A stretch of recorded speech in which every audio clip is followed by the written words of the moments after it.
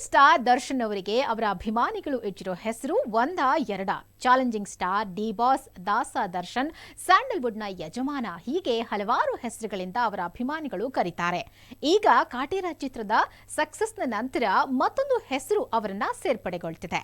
ಕಾಟೇರ ಚಿತ್ರದ ಅಭಿನಯಕ್ಕೆ ಇಡೀ ಕರುನಾಡೆ ಫಿದಾ ಆಗಿದ್ದು, ಕರ್ನಾಟಕದಲ್ಲಿ ಈ ಸಕ್ಸಸ್ನ ಕಂಡ ನಂತರ ದುಬೈನಲ್ಲಿರುವ ಕನ್ನಡಿಗರು ಈ ಚಿತ್ರ ನೋಡಿ ಸಂತೋಷ ಪಟ್ಟಿದ್ದಾರೆ. ಈ ಸಂತೋಷಕ್ಕಾಗಿ ಮತ್ತು ಅವರ ಮೇಲಿನ ಅಭಿಮಾನಕ್ಕಾಗಿ ದುಬೈ ಕನ್ನಡಿಗರು ನಟ ದರ್ಶನ್ಗೆ ಸರ್ಪ್ರೈಸ್ ನೀಡಿದ್ದಾರೆ.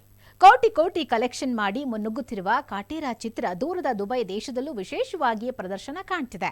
ಈ ಹಿನ್ನೆಲೆ ಇಡೀ ಸಿನಿಮಾ ತಂಡ ದುಬೈಗೆ ಹಾರಿದ್ದು, ದುಬೈನ ಕನ್ನಡಿಗರು ಈ ಚಿತ್ರದ ಯಶಸ್ವಿ ಸಂಭ್ರಮಾಚರಣೆಗಾಗಿ ಹಮ್ಮಿಕೊಂಡಿದ್ದ ಕಾರ್ಯಕ್ರಮದಲ್ಲಿ ಚಾಲೆಂಜಿಂಗ್ ಸ್ಟಾರ್ಗೆ ಕರುನಾಡ ಅಧಿಪತಿ ಎನ್ನುವ ಬಿರುದನ್ನ ನೀಡಿ ಗೌರವಿಸಿದ್ದಾರೆ. ಇನ್ನು ಇದೇ ಸಮಯದಲ್ಲಿ ಡೈರೆಕ್ಟರ್ ತರುಣ್ ಸುಧೀರ್ ಅವರಿಗೂ ದುಬೈ ಕನ್ನಡಿಗರು ಹ್ಯಾಟ್ರಿಕ್ ಡೈರೆಕ್ಟರ್ ಎನ್ನುವ ಬಿರುದು ನೀಡಿ ಗೌರವಿಸಿದ್ದಾರೆ. ಟೀಮ್ ಸುಪ್ರೀಂ ಹಾಗೂ ಕಾಟೇರ ದುಬೈ ಪ್ರೆಸೆಂಟ್ಸ್ ಈ ಒಂದು ಚಿತ್ರದ ವಿಶೇಷ ಪ್ರದರ್ಶನವನ್ನ ಏರ್ಪಡಿಸಿತ್ತು.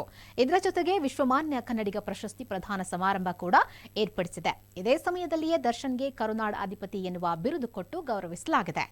ದರ್ಶನ್ ಚಿತ್ರರಂಗಕ್ಕೆ ಬಂದು 25 ವರ್ಷ ಆಗಿರೋ ಹಿನ್ನೆಲೆ ಹಾಗೂ ಕಲಾ ಸೇವೆ ಮತ್ತು ಸಮಾಜ ಸೇವೆ ಮಾಡಿದ್ದಕ್ಕೆ ಈ ಒಂದು ಬಿರುದು ನೀಡಲಾಗಿದೆ ಅಂತಲೇ ದುಬೈ ಕನ್ನಡಿಗರು ಹೇಳಿಕೊಂಡಿದ್ದಾರೆ.